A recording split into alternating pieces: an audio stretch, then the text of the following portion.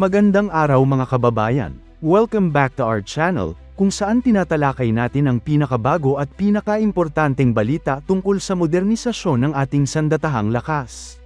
Ngayong araw, July 30, 2025, isang makasaysayang kaganapan ang naganap. Dumating na sa Manila Port ang 3 barko ng Indian Navy bilang paghahanda sa joint patrol kasama ang Philippine Navy sa West Philippine Sea.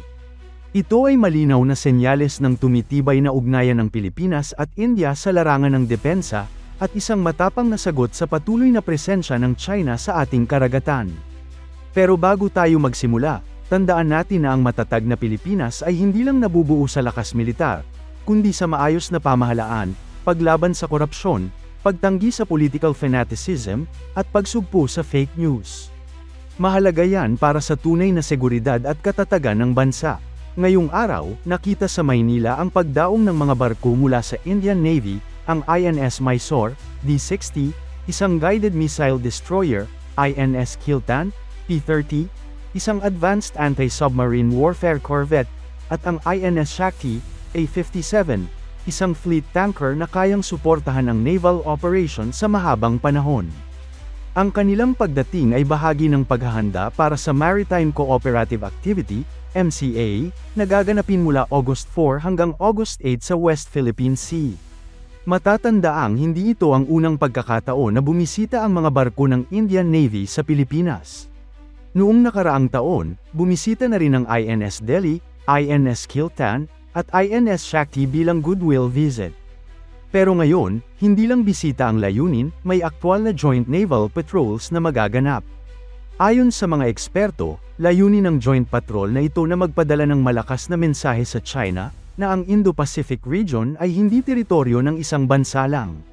Sabi ni Chester Cabalza ng International Development and Security Cooperation, ang patuloy na maritime cooperation ng India at Pilipinas ay bunga ng common naval threat na kinakaharap ng dalawang bansa. Ang joint patrol ay bahagi ng tinatawag na Pan-Indo-Pacific Strategy, na layuning protektahan ang malalayang karagatan at panindigan ang international law, partikular ang United Nations Convention on the Law of the Sea o UNCLOS. Si Don McLean Gill, isang eksperto sa international relations mula De La Salle University, ay nagsabi na ang kooperasyong ito ay bahagi ng Act East policy ng India. Layunin itong palakasin ang kanilang strategic ties sa Southeast Asia, kabilang na ang Pilipinas.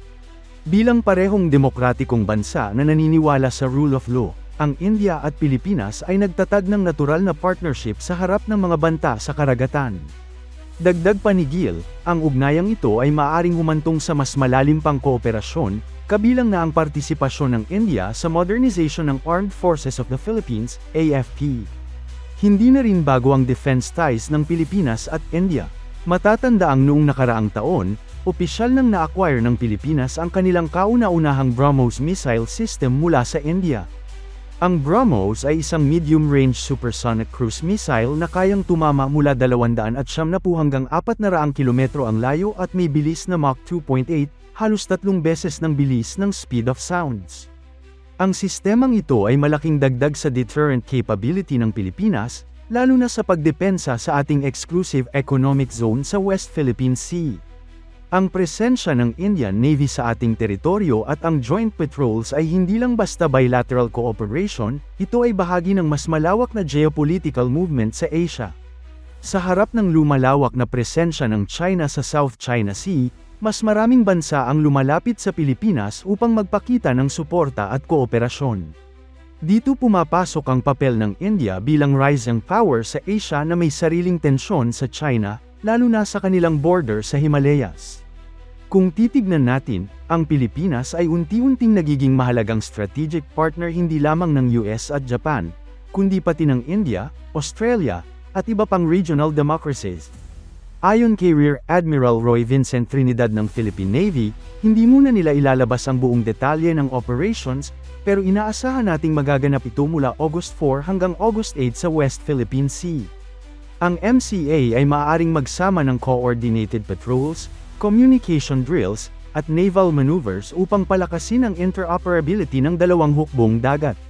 Ito rin ay magandang pagkakataon para sa Philippine Navy na matuto mula sa karanasan ng Indian Navy na may malawak na operational background sa Indian Ocean region. Bukod sa mga aktibidad sa dagat, malaking bahagi rin ng port visit ng Indian Navy sa Maynila ang tinatawag na naval diplomacy, kung saan nagkakaroon ng high-level engagement sa pagitan ng mga opisyal ng Philippine at Indian Navies. Posibleng magkaroon ng mga courtesy calls, joint briefings, at technical exchanges sa pagitan ng mga opisyal upang mas mapalalim pa ang koordinasyon at pagtutulungan sa hinaharap. Hindi rin malayong magkaroon ng subject matter expert exchanges, kung saan magbabahagi ang Indian Navy ng kanilang karanasan sa anti-submarine warfare, electronic warfare, at logistics operations, lalo na at kilala ang India sa kanilang misensinang pagsasanay at development ng indigenous defense technology. Mahalaga ito lalo na para sa Philippine Navy na kasalukuyang nasa gitna ng modernisasyon, kung saan layunin itong palakasin ang kakayahan ng bansa sa surface at undersea warfare, maritime domain awareness, at logistics sustainment. At habang may mga makinarya, barko, at missiles na maaaring bilhin mula sa India sa mga susunod na taon, hindi natin dapat kalimutan na ang tunay na backbone ng sandatahang lakas ay ang tao, ang mga marinong Pilipino na nagsisilbi ng may dangal, dedikasyon, at disiplina. Ang joint activity na ito ay isa ring oportunidad para sa ating mga sundalo at Navy personnel na makakuha ng real-world experience sa international naval cooperation, isang bagay na mahalaga sa panahon ngayon na multi-domain threats na ang kinakaharap ng mga bansa sa Indo-Pacific. Dagdag pa rito, may aspeto rin ito ng confidence building, hindi lamang sa pagitan ng Pilipinas at India, kundi para rin sa mga mangingisda at lokal na komunidad sa paligid ng West Philippine Sea.